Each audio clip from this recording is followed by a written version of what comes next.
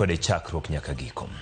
Obila nonotho mar jal moro ma noyudi ko jwang' ringre e genga apaya e gweng' ma Kikuyu e kardak ma Mudhiga pa ma Nairobi kochomo Nakuru. Joneno wacho ni ne giwinjo gwandruok kane gichopo to gineno ka mose nindo ni kod adhonde moko machal gi mag pala ka ringre to jwang' mana but nyamburkone.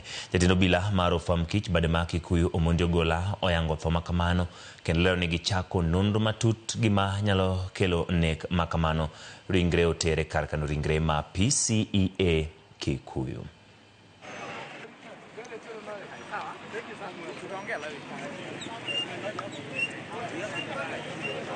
Kuna wase walimada na wakanini azino wase wengine wakakuja kumpora. Mimi niliona walipora pete, wakapora mfuko, vitu kadhaa walimpora, vitu mingi sana. Nimepata huyu jamaa amelala hapa na ni kama amedungwa kisu hapa mahali, amefunikwa sweta, amedungwa kisu mbaya sana.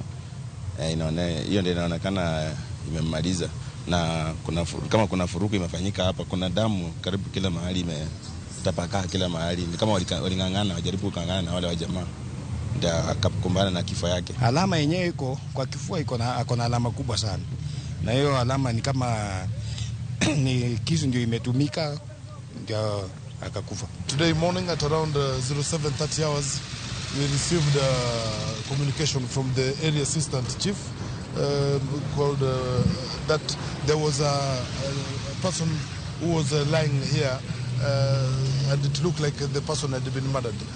The police officers from Kinoo and the DCI Kiambu rushed to the scene. We have processed the scene and we have taken up the investigation. So I think later on, after we find we will be able to brief you on whatever comes out from the